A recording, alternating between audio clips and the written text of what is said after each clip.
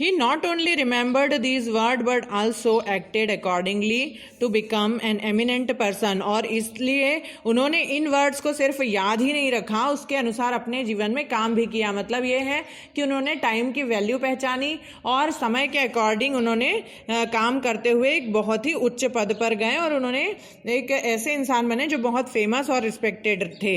Eminent means famous and respected. He was always fascinated by the mysteries of the sky, so he decided to go in for aeronautics branch.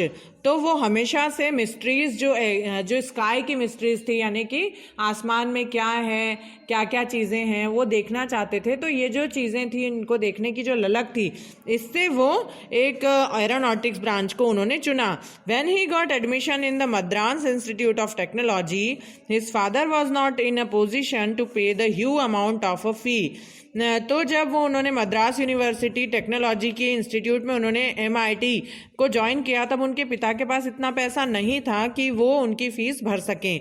In the grim situation his sister came forward as an angel.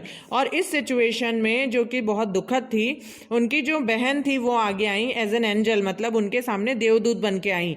She decided to mortgage her ornaments to raise the required fee। और उन्होंने decide किया कि वो उनके जो गहने हैं, जो ऑर्नामेंट्स हैं उन्हें वो मॉर्गेज रखेंगी। मॉर्गेज रखना यानी किसी चीज़ को आप जैसे गिरवी रखते हैं ना, उसे कहते हैं मॉर्गेज रखना। तो वो गिरवी रख के उन्होंने उनकी फीस भरी। It was by her sympathy and compassion that he joined MIT। और उनकी सिंपथी और लव के कारण वो MIT ज्वाइन कर पाए।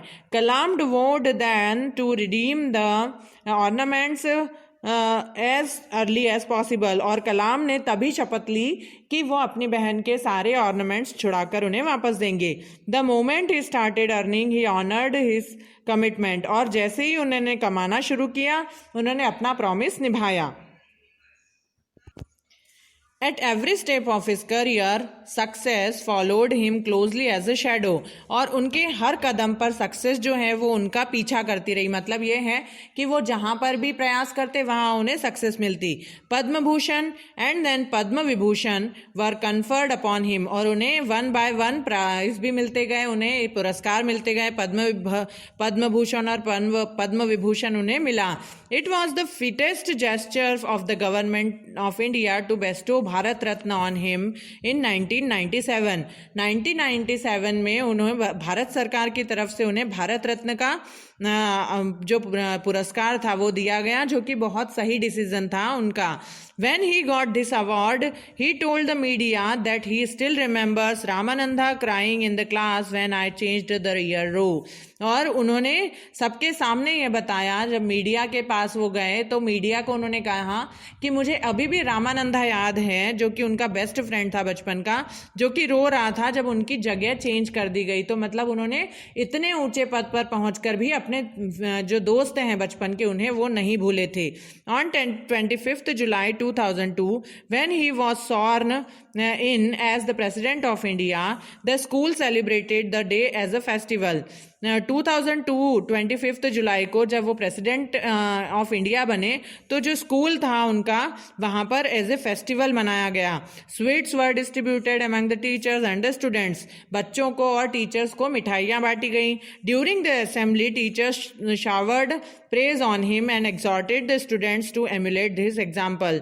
और उन्होंने असेंबली में टीचर्स ने बच्चों पर आशीर्वाद बरसाया, यानी कि बच्चों को बहुत आशीर्वाद दिए कि अब्दुल कलाम ने इतना अच्छा काम किया। और उन्होंने बच्चों से उनको एज ए एग्जाम्पल लेने के लिए कहा कि अपने जीवन में अब्दुल कलाम को हम आइडियल जैसे लें और उनके जैसे तरक्की हासिल करें।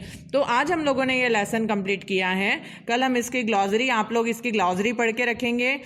जो ये आपको इसमें ग्लॉसरी दी हुई है, इसको आप लोग स्टडी करेंगे और इसको समझने की कोशिश करेंगे। और इसके जो क्वेश्चन आंसर्स हैं वो मैं आपको सेंड कर दूंगी, तो आप लोग इन्हें लिखिएगा। इसको सॉल्व, आपको वर्ड पावर और ये सारी चीज़ें पढ़ के इन्हें सॉल्व करने की कोशिश करें। Good day everyone.